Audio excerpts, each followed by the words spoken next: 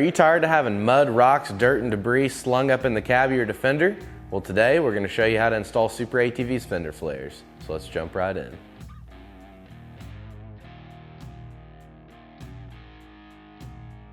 So the next thing we're going to do is go to either side and we're going to locate the dimples that are going to go all the way up around where the fender flare would go.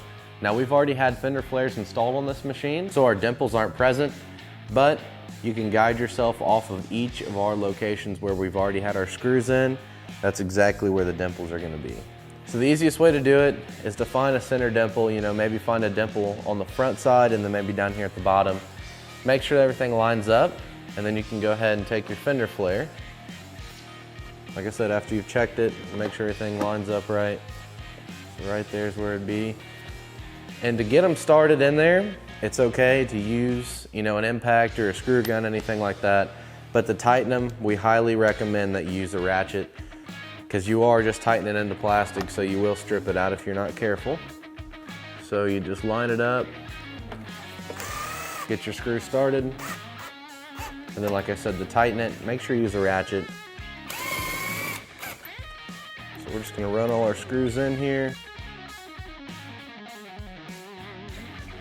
Then you'll just go through and you'll fully tighten them.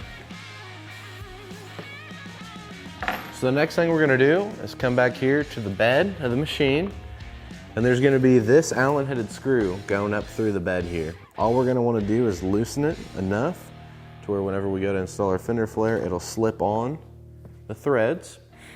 So once you have that loosened up, we'll go ahead and do the same exact thing as we did before.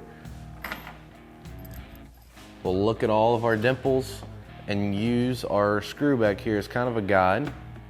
Just get it laid up here. Like I said, be careful whenever you're installing this.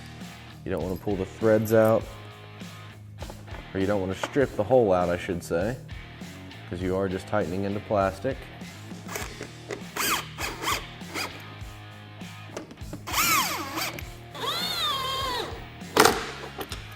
Then we're just going to go through, make sure our hardware is tightened for this side, and then repeat all these steps for the opposite side.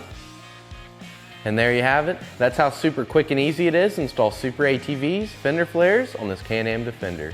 For more information on these fender flares or any of SuperATV's great products, feel free to give us a call at 855-743-3427 or check us out online at superatv.com. Thanks for watching, and we'll catch you next time.